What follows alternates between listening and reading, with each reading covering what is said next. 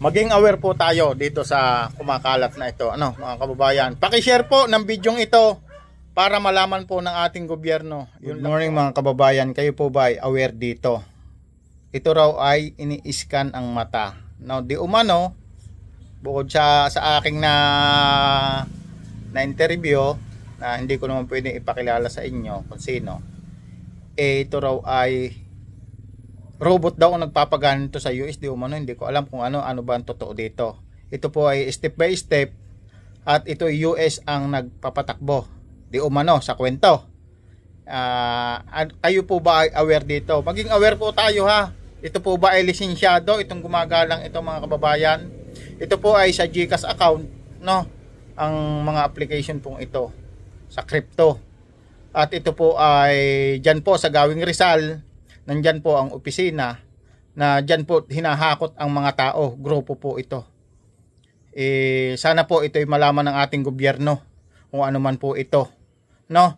Baka po ito ay gamitin kung saan, hindi po natin alam, hindi rin po ako sigurado, no? Maging aware lang po tayo mga kababayan. Sana ma-share nyo itong bidyong ito para malaman ng ating gobyerno ang kumakalat na ito, no?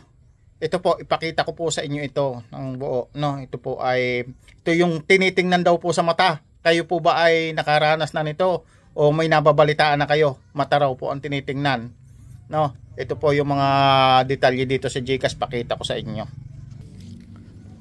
Ayan o. Dollar daw po ito di umano. Ayan o. Step 1, buksan ang GCash app. O, step 2, pindutin ang view all crypto. O, dito na po papasok yung inyong impormasyon. Ilagay ang inyong details para makapag-crypto. G-crypto. O, step 4, i-check ang box para makapasok sa crypto.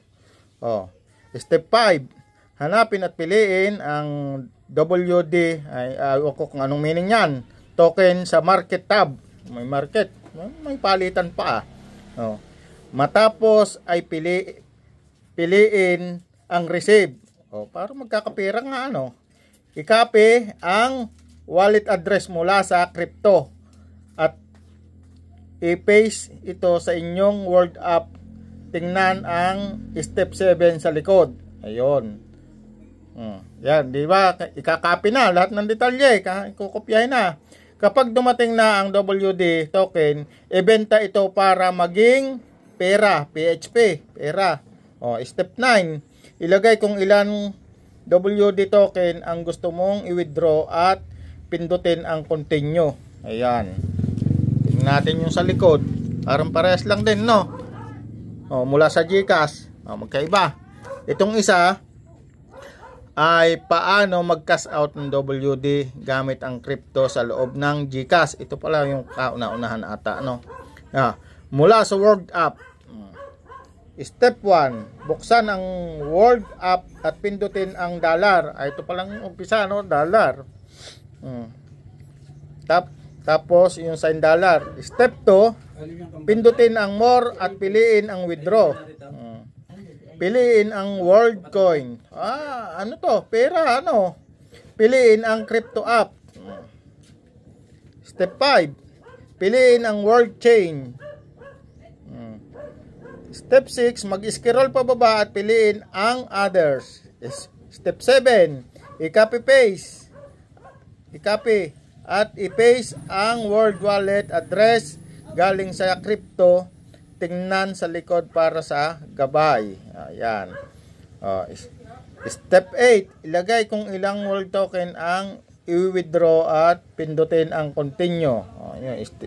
Step 9, pindutin ang confirm withdrawal. Pwede mo na itong ibenta sa crypto app. May palitan, no, sa crypto app mga kababayan.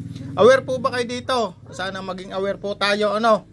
At hindi po natin alam ang mangyayari sa mga susunod na panahon, no? Maaring magkapera tayo, pero sana maging aware po tayo, wag po tayong maingganyo sa pera, no? Pera kaunti lang po ito kung tutuusin. Sabi ayon sa nagkwento sa akin, ito raw ay pang isang taonan, no? Pang isang taon na may makukuhang hindi naman kalakihan, 2,000. Pagpalagay na 2,000 o 2,000 mahigit, o pagpalagay na $50. Kaya sa loob ng isang taon, medyo malaki-laki rin, ano. Siyempre sa ating mga Pilipinong mamamayan na naghihirap, kailangan natin pera at kaya maraming naiengganyo. Kaya mga kababayan, kayo po ay pinaalalahanan ko na maging aware po kayo ha. Maging aware po tayo dito sa kumakalat na ito. Ano mga kababayan, paki-share po ng bidyong ito para malaman po ng ating gobyerno. Yun lang po at maraming salamat sa mga mag-share. At kaya ko po ito binidyo para malaman natin kung ano nga ba ang totoo. Paki-comment po ng inyong mga opinion sa baba at paki-share din po. Maraming salamat po para dito sa kumakalat na ito. Ano nga ba ito? At gaano nga ba ito katotoo?